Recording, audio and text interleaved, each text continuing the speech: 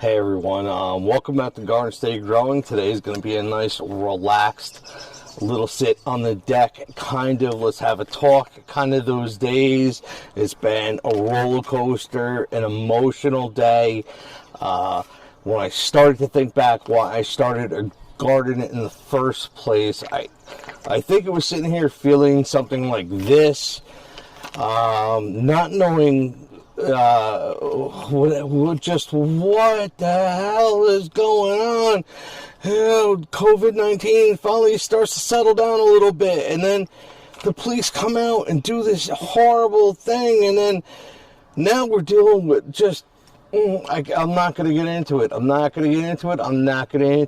But the reality is I'm sitting here and I'm stressed.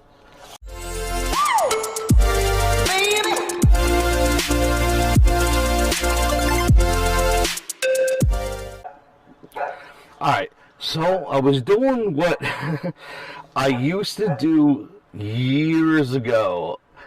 I used to, not like this on my deck or in the corner of my deck, but I always used to plant like a garden I really cared about, and then a whole bunch of other stuff that I wish it would grow. I'm trying to grow it, but if it does not work out and it fails, who cares? You did your best. Tomorrow, next year, we'll try again. We'll, apply what we learned. But these moments where I sit here, and now, as beautiful as this is, I sit here on my deck and I watch this, and I start to see the stresses and what I'm concerned about start to wash away from my mind as I look at these plants. Now, I came home from work today after a really good day at work. It was light, it wasn't bad, and I came home and I said, I am not going to do anything today but have like 2 martinis and lay on the couch and watch a TV show. And before I even came in the house, I walked in, I had 1 martini, then I came out to the backyard, and I didn't stop until my shoulders were sunburned again, and I spent way too much time out here, and oh boy. And then finally the sun started going in, and my wife cooked this amazing bean recipe, and I harvested a huge amount of radishes. I might throw a picture in there for you, but I'm sitting here and the world is fading away, and I'm looking at these plants, and I came and I picked through them and I cut the suckers off, and I touched the blossoms and wiggled things like I normally do, and I retightened them. And then here on my indeterminate plant, I saw another big sucker right here, and it just drew me in. And people want to say, well, isn't that the main stem? No, you can see the main stem comes up and it gets real big and it splits off to the left. This here is the lateral side growth. It's a nice thick stem, but it's not as thick as this stem right here. And then right in the crook, which is pushing down, that's like a telltale sign when they get this big, is that the branch will start to push down. So I need to come in here and I need to get rid of that. And this was after I already spent hours looking at all my plants. But I mean, I have a lot of plants in this garden, so I went through real quickly. And, I came across something like that, and I was like, oh, that was great. I could take care of it right now. So the plant has been pruned down. But then I came over and I started looking at my determinate tomato plants. Now, determinate tomato plants, they grow smaller, they grow bushier. Personally, I don't prune them. I don't prune the suckers off of them. I like to just let them be. And where's my tag? Oh, here it is. This is the gold nugget, and I'm so proud of this plant, just growing up big and strong. I think I had 4 of them when I first planted the seedlings, and 2 of them were live right now. 1 out in my I planted 3. I lost 1 of them, and I have 1 out in my raised garden bed, and then I have this 1 in the container here, and I can't wait. It's already got tomatoes growing on it. Today is like May 29th or something like that. I got a cluster up here.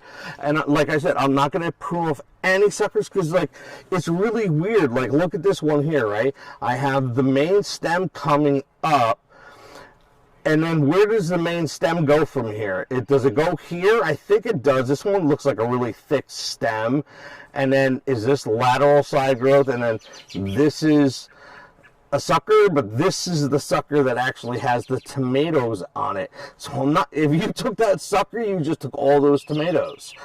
And then I'll come over here to this this is the Aroma Determinate tomato, and I'm looking at this one. I've tied it up today. I checked the water. I didn't water them today. And then, okay, so we have this one main stem that's coming up. It kind of splits off. All right, so this is probably a sucker right here, but listen, this sucker on this determinate tomato plant has got blossoms blooming. This one's got blossoms blooming. Suckers on indeterminate plants don't just kind of branch off and throw off blossoms. They throw out a whole new big, huge, weighty plant before they ever start producing fruit. Now, you can leave suckers on indeterminate plants, and I'm not even going to throw a foot mark out there. Listen, 3 foot, 2 foot, 4 foot, 6 foot, 10 foot. Whenever you want to start throwing off tomatoes, that's when you stop pruning off the suckers and you let every little flowering pod go. But listen, you see this? I'm going to give it a little shake, a little shake, a little shake, a little shake. It's a determinate tomato plant. And listen, look at it's one tomato plant that branched off way down there, and I just said, you know what, I'm not going to prune it. I'm going to let it go up this thing. So now I have 2 plants coming off of this one. People are like, you're nuts, you're sharing a huge root system.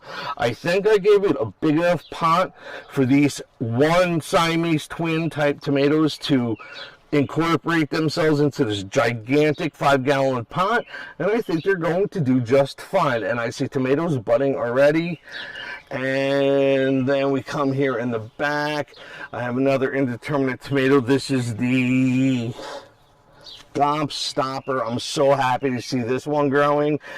This is a notoriously, as far as I know, hard one to grow. They do not, it is supposed to pull off like a bunch of grape-like tomatoes.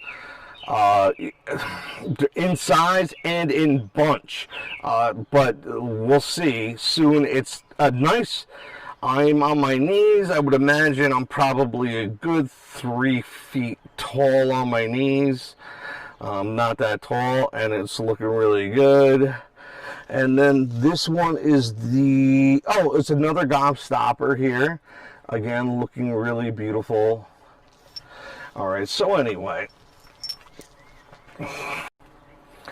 Alright, so I basically sat there and accosted you with way more information than anyone needs to know about tomatoes or my life. Do you see how I lost myself in that moment for like 10 minutes and was insanely focused on the plant and the growing and what I see, how I think I should react? Am I making a mistake? Am I doing it right? I don't care how experienced of a grower you are.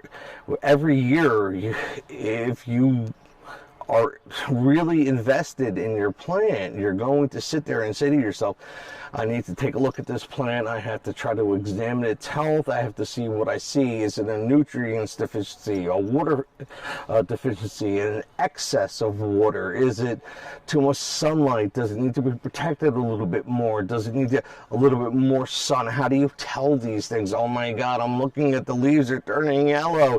Is that okay? Sometimes it is, sometimes it's not. I'm sorry, that's just the reality of it.